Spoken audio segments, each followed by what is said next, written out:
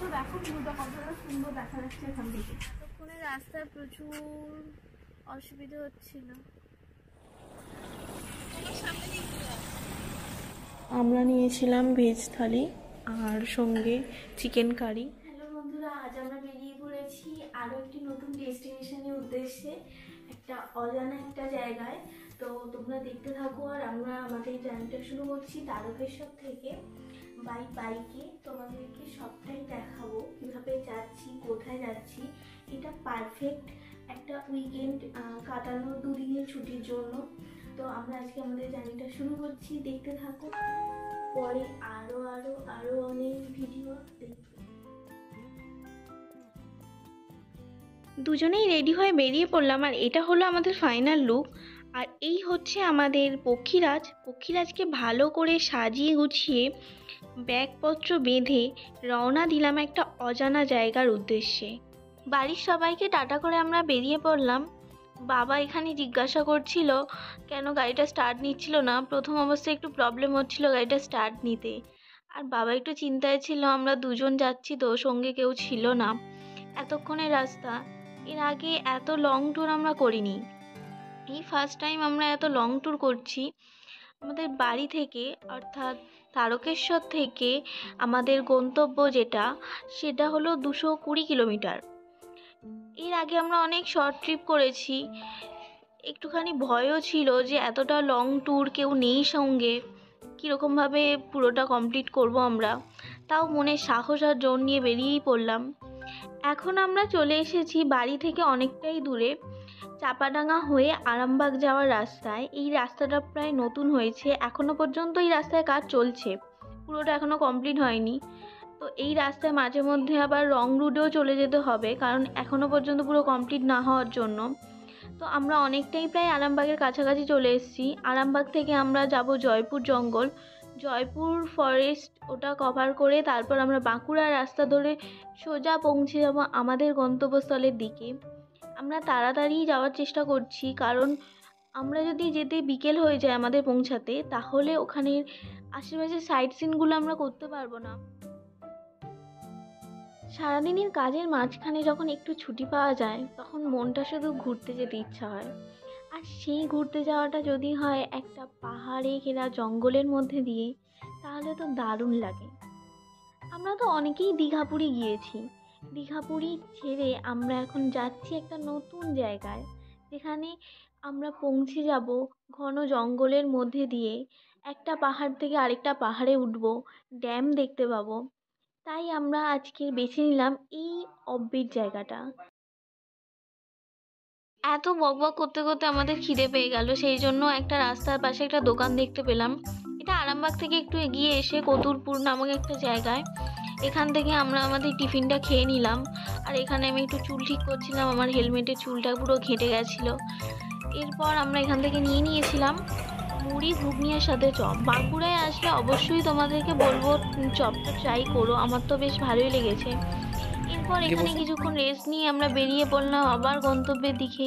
এখন আমরা চলে এসেছি বনলতা রিসর্ট পেরিয়ে জয়পুর জঙ্গলের দিকে। এই জয়পুর জঙ্গলটা প্রায় 7 কিলোমিটার এরিয়া জুড়ে আছে। এই জয়পুর জঙ্গলটা বর্ষাকালে যখন সবুজে পরিপূর্ণ হয়ে যায়, তখন এটাকে দেখতে দারুণ লাগে। এখনও দেখতে পাচ্ছ তোমরা যে চারিদিকে গাছ আছে আর মাঝখান দিয়ে এইরকম একটা রাস্তা। দারুণ লাগছিল, এইরকমভাবে প্রকৃতিকে এনজয় করতে করতে আমরা এগিয়ে যাচ্ছিলাম। উইকেন্ডে এখানে প্রচুর ভিড় হয়, তোমরা যারা এসেছো তারা অবশ্যই জানো কতটা ভিড় হয়। তোমাদেরকে একটা রিকোয়েস্ট করছি, তোমরা প্লিজ এই জঙ্গলটাকে নোংরা করো না, প্লাস্টিক এটা সেটা যেখানে সেখানে ফেলো না।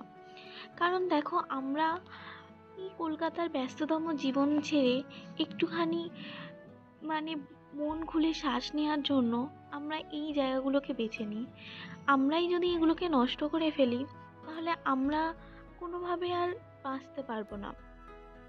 আর এখনো পর্যন্ত আমার এই জায়গাটা কেন ভালো লাগে জানো? কারণ এই দিকগুলোই, বাঁকুড়া, বিষ্ণুপুর, এই দিকে এখনো পর্যন্ত সেই গ্রাম্য ভাবটা আছে, যেখানে মন খুলে শ্বাস নেওয়া যায়।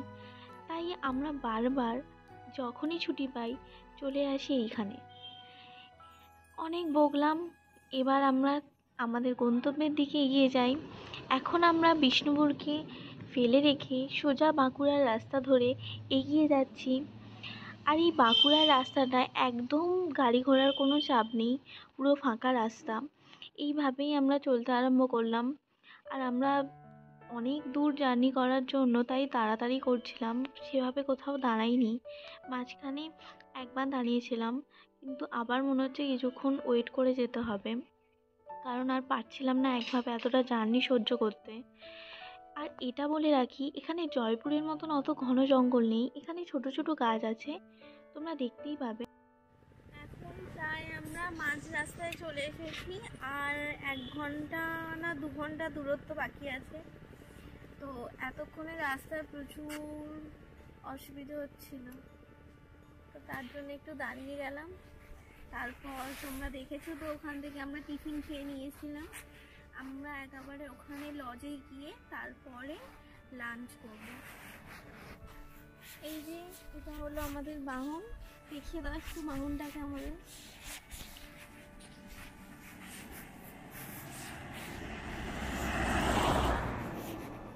তো আমরা পৌঁছে তোমাদেরকে জানাবো জায়গাটা কতটা সুন্দর। এখনো পর্যন্ত যতটা রাস্তা এসেছি প্রচণ্ড ভালো রাস্তা ছিল। আর তোমরা দেখতে পাবে জয়পুরের ওখানেও একটা রিসর্ট আছে বনলতা, ওখানে আমাদের যাওয়ার এখন সময় হয়নি, কারণ আমরা ওখানে একেবারে লজে পৌঁছানোর চেষ্টা করছি। তো তোমাদেরকে দেখাবো জায়গাটা কতটা সুন্দর। তো চলো সম্পূর্ণ ট্যুরটা দেখতে আমাদের সঙ্গে থাকো। এবার নেক্সট আবার আমাদের রেস্ট নেওয়া হয়ে গেছে, এবার আমরা বেরিয়ে পড়ছি, চলো।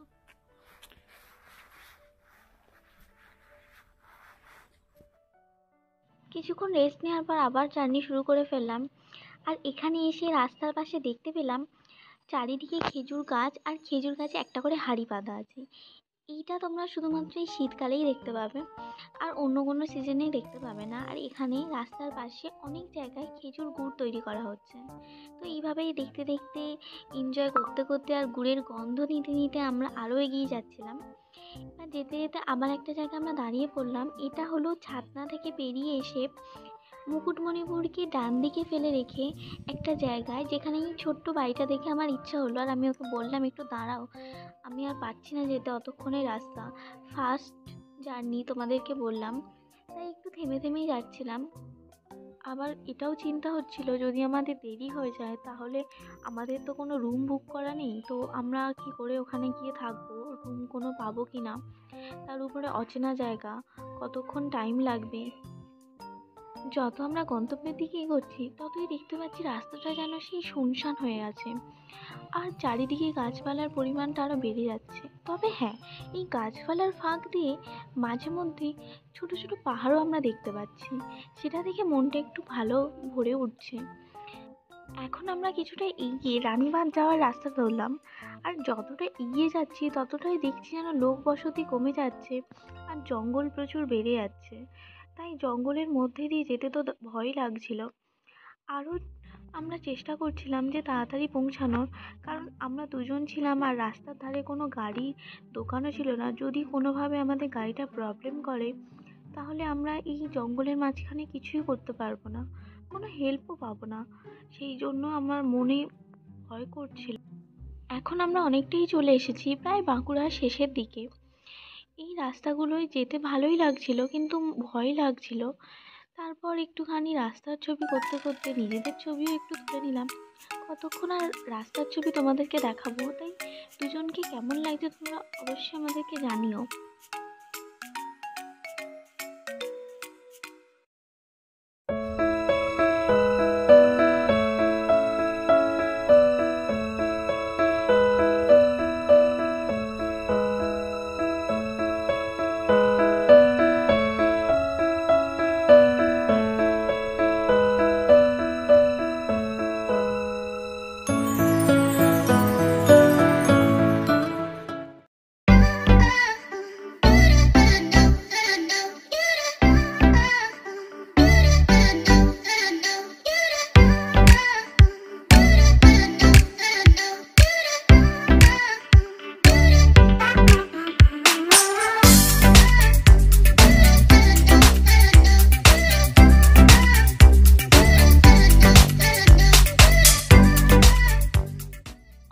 রাস্তা পার করে আমরা প্রায় পৌঁছে গেছি। এখন আমরা চলে এসেছি ঝাড়গ্রামে। আর ঝাড়গ্রামের কিছুটা এগিয়ে আমরা বেলপাহাড়ির মধ্যেও চলে এসেছি। এখানে আশেপাশে অনেক রিসর্টও দেখলাম, কিন্তু কোনো রুমই ফাঁকা ছিল না। শেষে একটা রিসর্টের খোঁজ পেলাম। এই রিসর্টটা হলো অরণ্য অবকাশ রিসর্ট।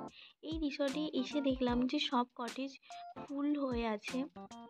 এই রিসর্টে থাকার ইচ্ছা ছিল, কারণ কেন জানো, এই রিসর্টটা থেকে পাহাড়ের ভিউটা খুব সুন্দর আসে।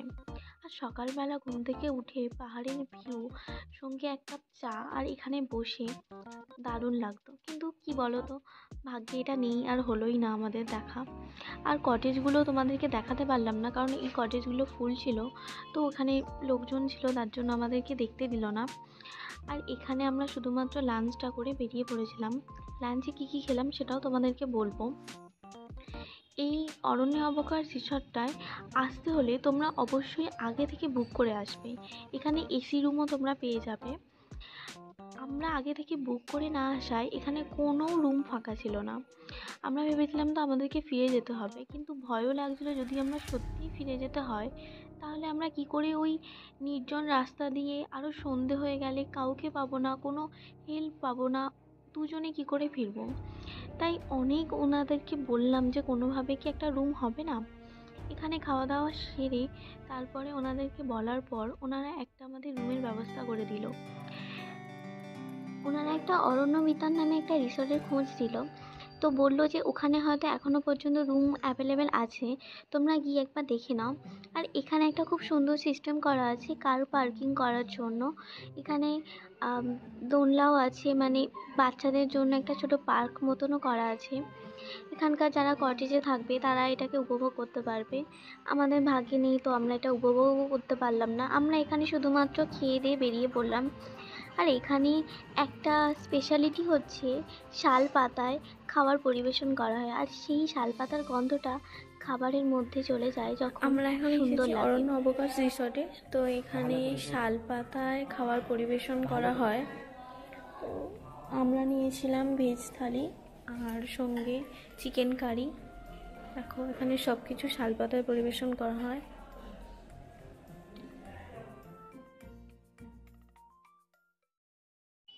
এটা হলো অরণ্য বিতান। তোমাদেরকে বললাম না যে অরণ্য বিতানের খোঁজ দিয়েছিল ওনারা। তো অরণ্য বিতানে আমরা এসে কোনো কটেজ ফাঁকা ছিল না, তো শেষে টেন্টে থাকতে হলো। আর সেই টেন্টগুলো, বড় যে টেন্টগুলো ছিল সেই টেন্টগুলোও পর্যন্ত ফাঁকা ছিল না।